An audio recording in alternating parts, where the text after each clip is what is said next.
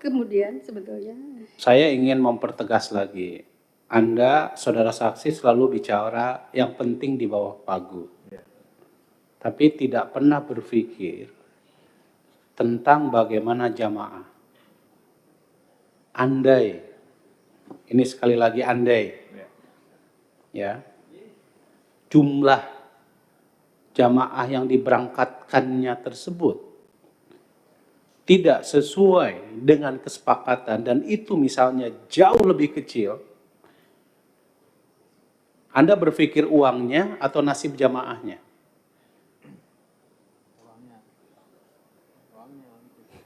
Sementara, sekali lagi, uang yang Anda pegang adalah uang jamaah.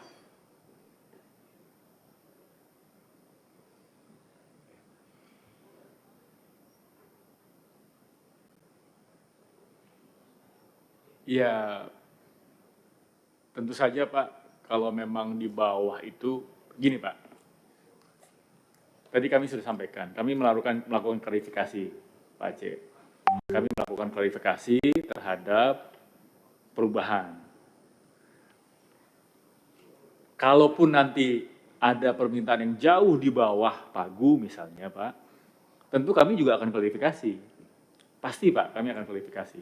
Hanya saja pada saat untuk klarifikasi langsung ke DPR, tentu saja ini kan yang mengubah dari Kemenak, Pak. Jadi otomatis kami menanyakan dulu ke Kemenak, nanti Kemenak yang akan menanyakan ke DPR. Kalau nanti Nggak salah. ya cuma sebatas itu aja sih Pak yang bisa kami lakukan. Nah, itu saya ingin menegaskan lagi, Pak. Karena pertanyaan awal saya soal keterlibatan saudara saksi di dalam proses pembahasan BPIH, kan seharusnya Anda tahu. Ya. Bukan hanya soal berapa uang yang ditagihkan, tetapi seharusnya hal tersebut linier dengan jumlah jamaah yang telah disepakati bersama. Karena itu sudah menjadi hak para jamaah itu sendiri, Pak, untuk memanfaatkan nilai manfaat itu. Izin Pak Aceh, jadi kalau di dalam Undang-Undang Nomor 34, saya mengingatkan diri saya sendiri juga bahwa di pasal 3 menyebutkan pengelolaan keuangan haji bertujuan untuk meningkatkan kualitas penyelenggaraan ibadah haji. Nah, kalau dilihat dari nilai manfaat perjamaahnya tidak ada perubahan, Pak Aceh. Artinya kualitas yang sesuai dengan kesepakatan dengan DPR, angkanya sama-sama 37 kan Pak. Jadi otomatis kami masih berada di dalam koridor undang-undang. Itu yang saya melihat bahwa logika Bapak itu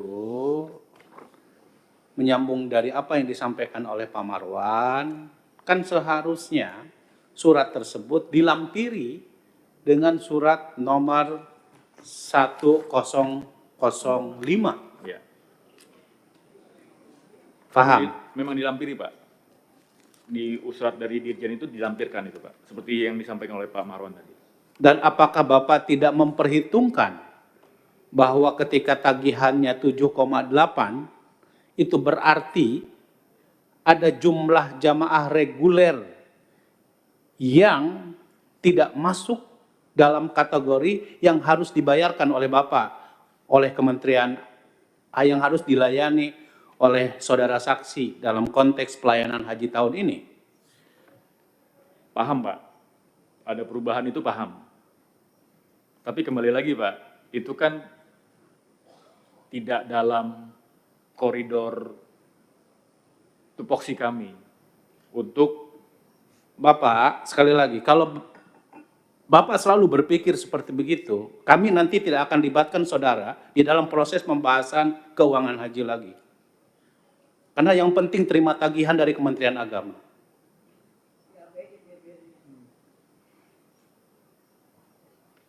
Kami sengaja melibatkan Bapak untuk membahas BPIH itu Karena Bapak harus tahu ketersediaan keuangan haji disesuaikan dengan jumlah jamaah sesuai dengan kesepakatan di dalam rapat itu.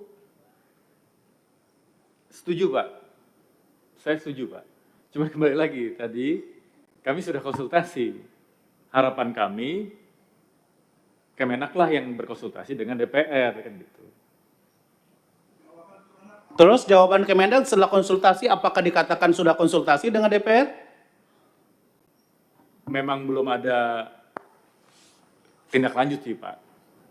Bapak tetap mengeluarkan uang tersebut? Karena tadi kan kita mengeluarkannya secara bertahap Pak. Tidak langsung. Enggak, Bapak sendiri mengatakan bahwa Kementerian Agama akan berkonsultasi dengan DPR. Apakah sudah dipastikan bahwa Kemendak konsultasi dengan DPR? Lalu kemudian Bapak mengeluarkan uang sebagaimana yang dimintakan sesuai dengan kesepakatan dengan setelah konsultasi dengan DPR itu?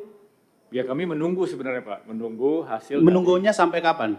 Nah, sampai akhirnya sudah masuk ke pemberangkatan kloter 1 Pak. Jadi kami juga terus terang tidak bisa melakukan apa-apa Pak ya. Artinya, wah ini udah kloter 1 nih gitu kan. Terus ya kami nggak bisa melakukan apa-apa lagi setelah itu. Oke, terima kasih. Oke, Bu Endang sudah. Pak